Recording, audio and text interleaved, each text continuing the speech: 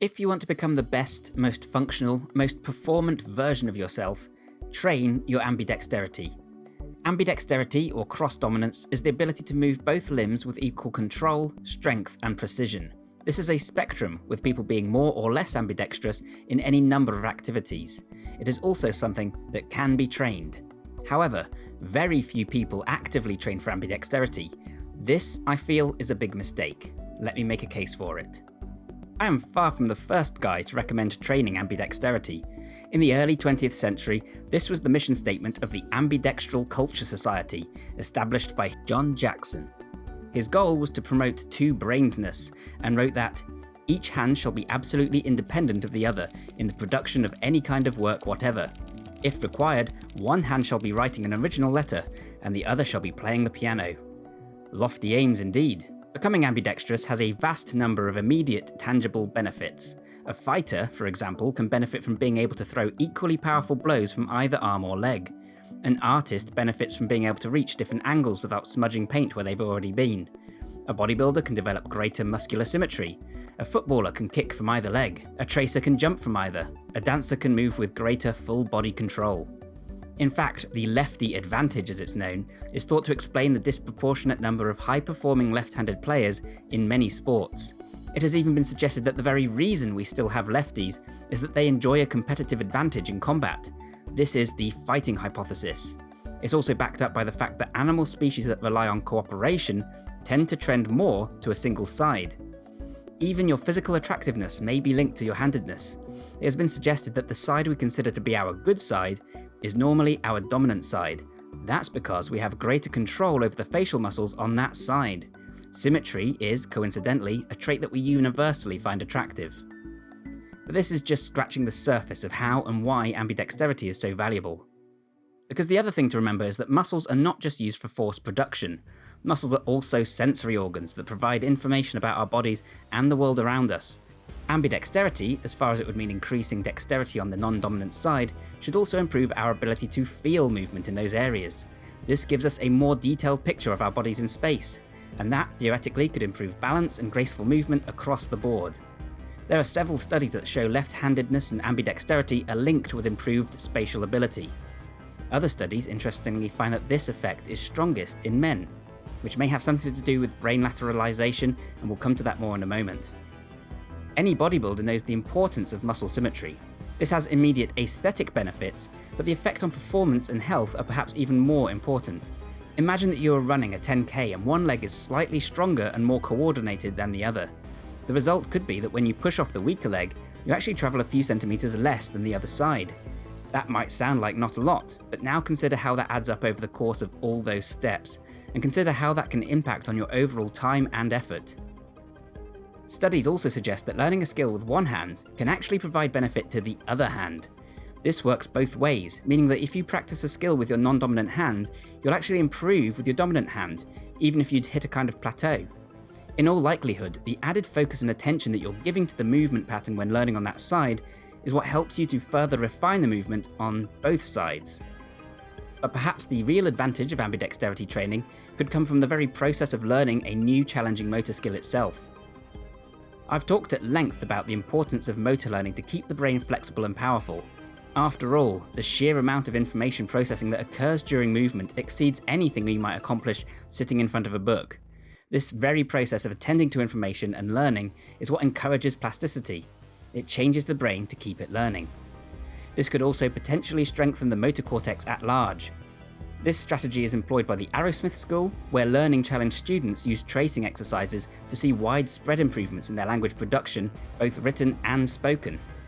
Could similar training with the non-dominant hand improve verbal fluency for everyone? Motor neuroscientist Professor Amy Bastian says, "The more variety of things you do in the fine motor domain, the more variety of hand movements you make will improve your dexterity."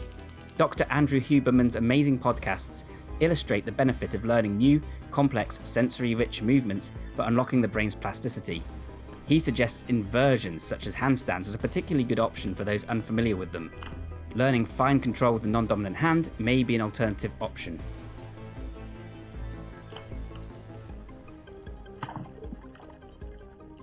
Finally, we should note that many people believe ambidexterity comes with heightened creativity and problem solving.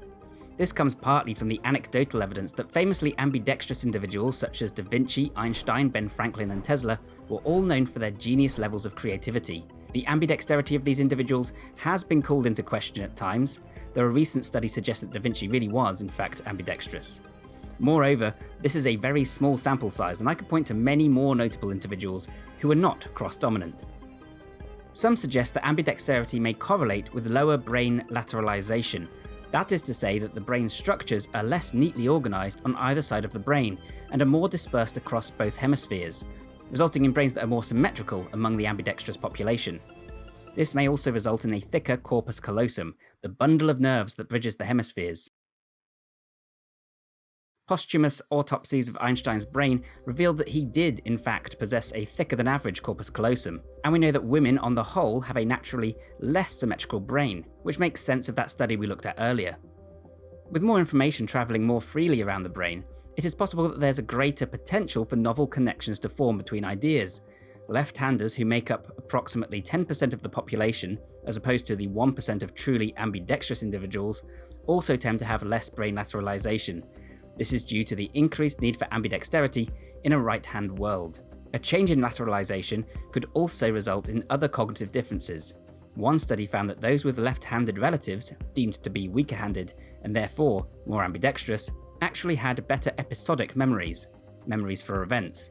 Those same individuals also demonstrated poorer semantic memory. The study author suggests that this difference stems from the fact that episodic memories are coded across multiple brain areas, whereas semantic memories require just one hemisphere. Being able to pull information from across the brain is useful for episodic recall, but the crosstalk may result in unwanted interference when it comes to semantic information, hampering speed and accuracy. Those with sinistrality in their DNA may find their thoughts take the scenic route, so to speak.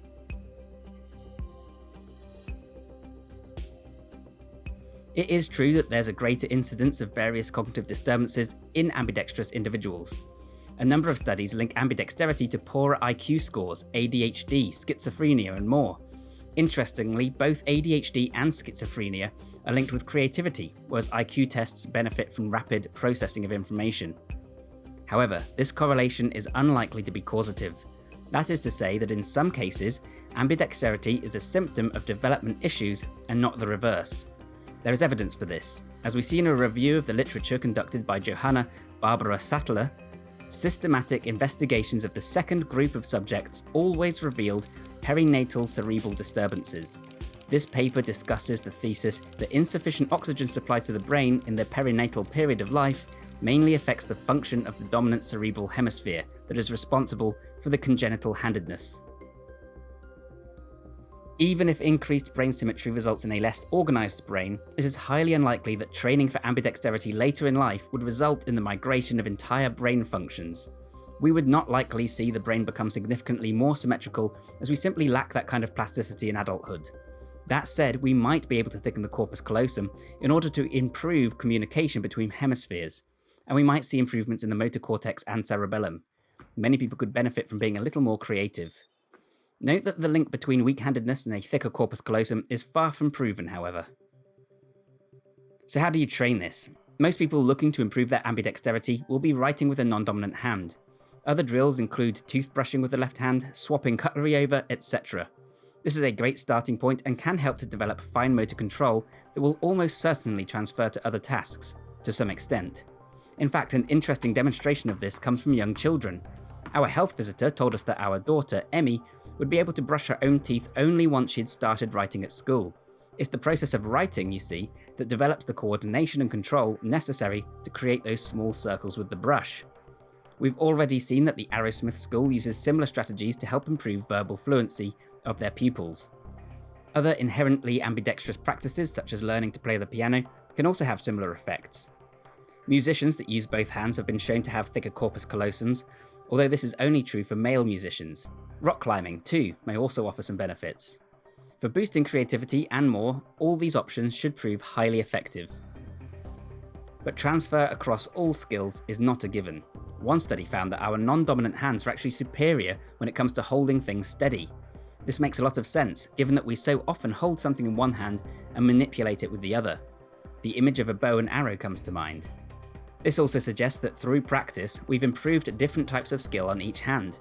This suggests that we need a broader approach. Many of us are so lacking in ambidexterity that any additional training will benefit us to an extent. But just as practicing cursive with your right hand is only going to improve your right hook to a certain degree, so too can we get more benefit with specific training on the left side. In other words, if you want to get better at punching with your left hand, you should practice punching with your left hand. Keep in mind that this is a whole body movement that involves coordination of the shoulders, fists, hips, and more. Right now, you probably lack the necessary motor maps to engage all those motor units in the right sequence and with the same explosiveness you enjoy on your dominant side. You likewise also probably struggle to achieve the reciprocal inhibition that ensures antagonistic muscles will relax during the movement. This is as much about strength as it is about dexterity, the ability to recruit larger motor units as needed. Likewise, functional movement patterns like cable chops, cable punch-outs, and one-handed push-ups can all strengthen these areas. Similarly, unilateral movements that involve jumping from one leg or lifting on one side and bracing the core on the other have huge benefit. Favoring unilateral exercises will also encourage symmetrical muscle development and strength. Finally, though, we should also practice movements that train both sides simultaneously. I've spoken recently about movements like crawls and their contralateral nature, and how that challenges us to exert strength and control between hemispheres. This cross-lateral movement helps us to develop the corpus callosum in infancy, and it can be used just the same way in adulthood. In fact, any complex movement that requires communication between the two sides of the body may offer these benefits. Other options include juggling, the aforementioned rock climbing, tai chi, yoga, other certain types of martial arts, etc. We can also use more complex movements in strength training, creating hybrid movements that require strength to be exerted on different vectors simultaneously. This could not only develop strength and control, but also spatial awareness, and perhaps even creativity. So I hope you found this video useful and interesting, guys. If you did, then please leave a like and share it around. That helps me out immensely. Subscribe if you want more like this, and hit the notification button if you want to be notified of new uploads. Let me know what you think in the comments down below. I think ambidexterity training has the potential to unlock unknown depths of athletic performance and to affect our brains in really interesting ways. Is this something you've experimented with, or will you do now? If you want to learn more about training your body in all kinds of different ways all at once to become as functional as possible, then check out my ebook and training program, Super Functional Training. I'll leave a link to that in the description down below, and there's a discount on right now whilst we're all in lockdown. Alternatively, you could check out my print book, Functional Training and Beyond, which will take you on a journey through the history of functional training and all the different forms of training you can apply to create a more well-rounded program yourself. Either way, thanks so much for watching this one, guys. Thank you for all your support, and I'll see you next time. Bye for now.